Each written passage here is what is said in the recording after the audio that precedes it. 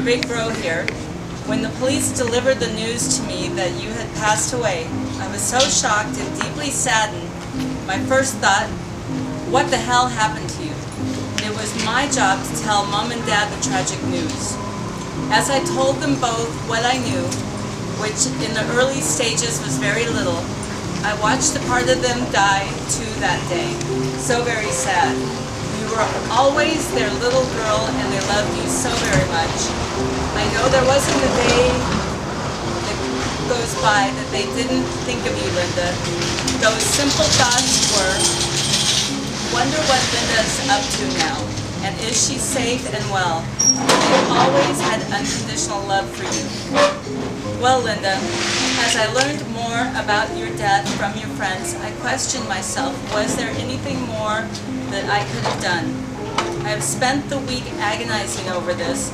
I remember back when you and I were just kids. You were always scheming something to get one over me. And I have come to the realization that you were one of a kind. When you were born, the mold was broken and Linda was Linda. The life that you lead is not one that I was accustomed to. I would say very colorful at the heart. But you must know, Linda, I never stopped loving you as my sister, and I only ever wanted you to be happy in your life. You will always be in my heart, and I will treasure the 18 years we lived together as a family and hold on to those memories forever. To my little sister, I love so much. Sweet dreams and fly high, not too high. God bless you, Linda. You will always be my feisty little sister.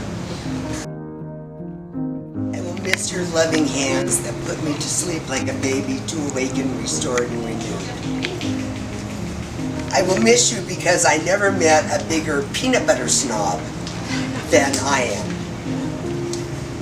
I will miss you because regardless of my impeccable logic, you could always shoot holes in my assumptions. I will miss the love and caring you shared with all who love you, especially your true and loving friend Larry.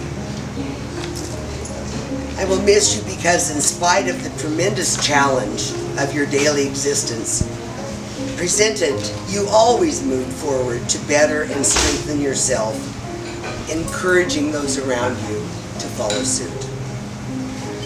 I will miss you because you are Donna's BFF, and she and I will never forget you.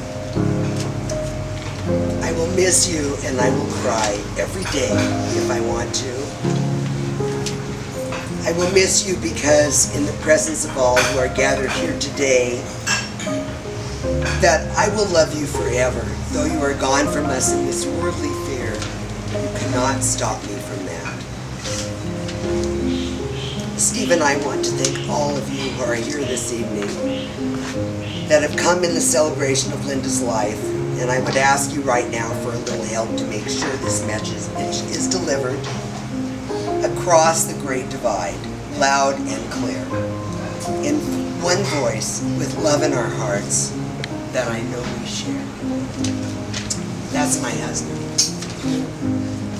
All right, and this is from me.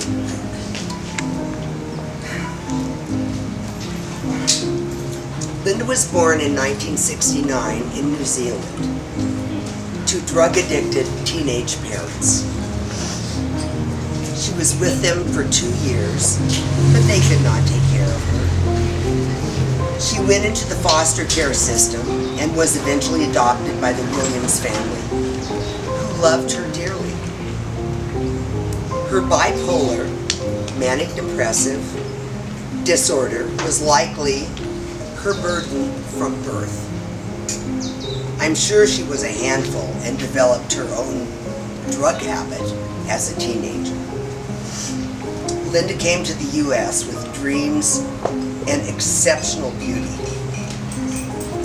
She was one of the most loving and generous-spirited people I've known. But sometimes she loved unwisely. She trusted people she shouldn't. When she was betrayed, it devastated her. Although her self-esteem was low, she was one of my true heroes. given her challenges. It's a wonder she did so well for so long. I'm glad I told her that, and I did. You know, she was important, and I loved her. And I miss her quirky sense of humor. Linda sent us an email at 2:30 a.m. on the morning she took her life. She asked us to adopt Larry and never let anyone cut his faux pas. Thanks for the laugh. We are honored by her trust. Our lives were enriched by knowing her. We will love her forever and never forget. Blessings on this assembly of friends who loved Linda. I ask my higher power to bless her, and give her peace, and heal her pain. This is from her good friend Dinah, who couldn't be here because her grief is so deep. To all Linda's lovely friends, and also my lovely friends in Cabo, I want to say how sorry I am. But I suffered a medical emergency at the last minute, which forced me to cancel my flight. To kiss my beloved Linda goodbye. I would ask for her forgiveness, but I know I already have it, due to her kind, forgiving heart. Linda was the first friend I met in Cabo in 2007. I was alone and lost in a strange country of which I knew very little. I'd been left there to sort out the mess of our home building project, which had gone sadly wrong. I had no car and was living in one finished room of our house and was very lonely. And then I bumped into the most beautiful girl, accompanied by an equally ugly daughter. There was an immediate connection between us, and when I told her of my plight, she told me of hers, and we became fast friends. She was so very kind to me, and I don't quite know how I would have gotten by without her. We would laugh so much and sometimes cry together. She would always drive me to appointments and wherever I needed to go, and they were the scariest times ever. She was the worst bloody driver. Poor Larry and I would cling to each other, and I swear he even had his paws over his eyes. She was the kindest soul who would give you the shirt off her back, or even the boots off her feet. As I found out. One day I stopped by her condo in high heels. I had to walk across the grass to get to my house. She told me I was fucking retarded to try to walk home in heels, and promptly threw her beloved Ugg boots at me. She said, "Put these on, you idiot." I did so, and offered to return them the next day, but she laughed out loud and said, "No, no, no, you can keep them. Larry just peed all over them." I am wearing those boots today in 90-degree weather. I sit here today heartbroken that my friend is gone, and yet so proud that she chose me as a friend. I loved her so much, and she will remain in my heart forever. She was a crazy whirlwind of energy whose love and compassion for her friends and animals knew no boundaries. She had a heart of gold and had no clue of her importance or the effect of her love and kindness on others.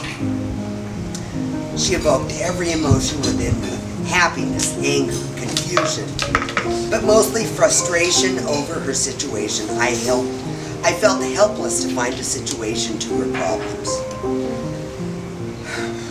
But none of that matters now, because really it all boils down to one thing. My darling friend was purely and simply homesick. So now my love, you are free to live anywhere you want. I just pray a little of your spirit lands in my neck of the woods. Big string of kisses.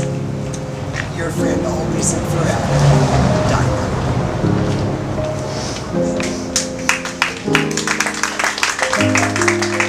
Family. And Linda, I want to tell you this one because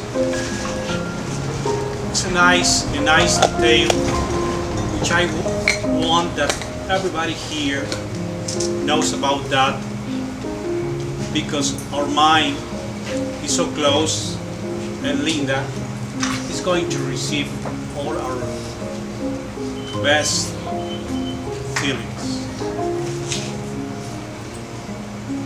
My daughter died 20 June, and Linda, I don't know how she knew, but the next day I had to go out to my house. And when I came back, I received a bouquet of flowers in my door.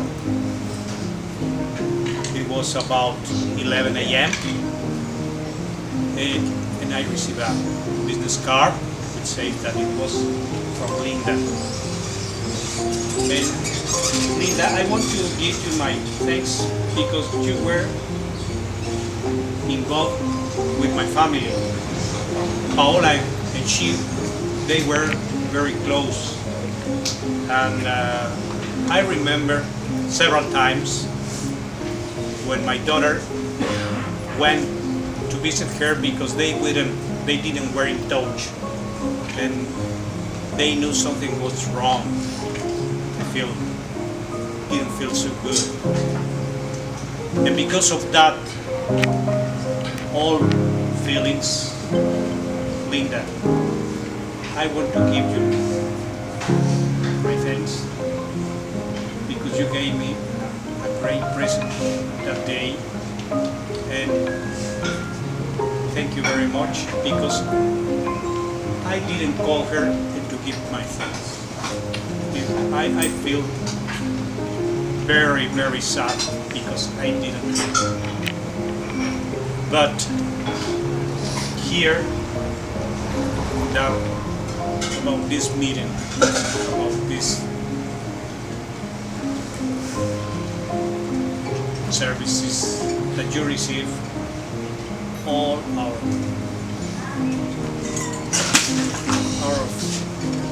Good save. Break glass. sorry. Thank you very much. Thank you. I thought what a unique pair they were. She told me the story about how she rescued Larry. That's one of the things where that's what Penny and I do is rescue dogs. So that was like an instant bond. In spite of all the problems that Linda had, every time you saw her, she was so upbeat and so positive, warm smile, very friendly all the time. I saw her the Friday before she passed. Never would have had a clue that this was going to happen. And we definitely are going to miss her.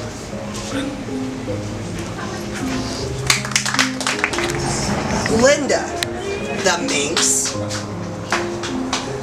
she was so careful that none of her friends would know what was in her mind.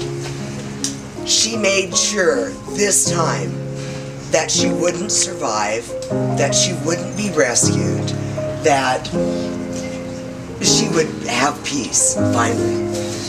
And I am so honored that she left Larry in our care because this is what she cared about most of all. So, you know, any feelings of guilt, I mean, we've got to let those go because she was way more organized than we gave her credit for while she was alive. Over the short period of time, we've got fairly close, and we're going to miss sweet Linda dearly. But one of the things that she talked to me about recently is, I don't know what I'm going to do for the summer. She lost a very dear friend. She lost Paola.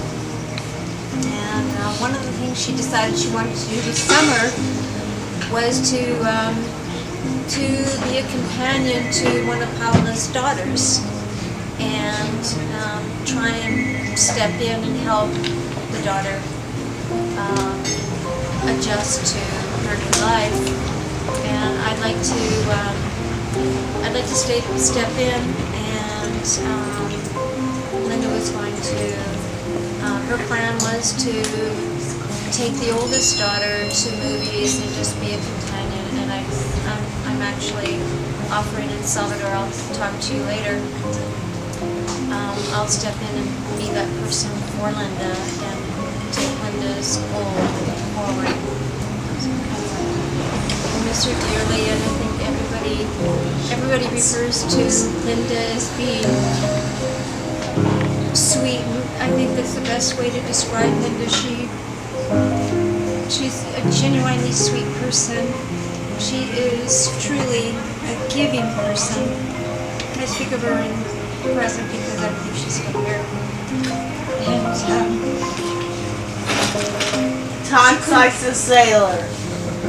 yeah, talks like a sailor. I love that about Linda. She's as direct and as clear as a person could ever possibly Get be. your ass up here and let's get Clear, going. defined. That's Anyway. her. That's her. We all love Linda. We're dearly gonna miss Linda, and anyway, I'll try to do what I can going forward. In my good days, Linda would call me Skinny Bitch. Yeah. What do you say? Used to call Skinny Bitch. So, I mean, then there were other times when she would say, "Lame-o, retard, what are you doing today?" Come on, those were her words. She talked like a sailor, and I loved her for that. I loved when she called me Skinny Bitch, too. And I would call her that back. Oh, there's not a lot else I can say except for I really, really, really miss her. And if no one else wants to say it right now, I'm kind of mad at her. Is that okay? You can do whatever you want, sweetheart.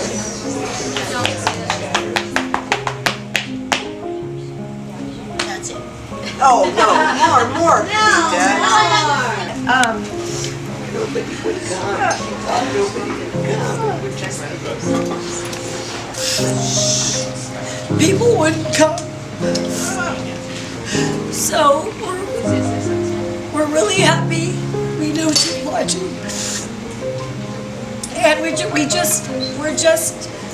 think we're going to be sending this video that Francisco Estrada so generously offered to do, so all of her family and her friends that couldn't be here will see what a community Linda had and us here in Cabo San Lucas. And I just want to say thank you. Cabo Flowers. And, you know, Tracy at Lazy Gourmet and Cabo Flowers and Penny Sunset Wedding. and Sunset Weddings and oh my God, I don't want to miss anybody. And me with my tough love sometimes with Linda, who I love very much, and she'll just be missed. So we just want to say thank you. And we have complied with her wishes. And we just feel really good that even though we'd rather have her here, she's probably in a better place. She's in a better place.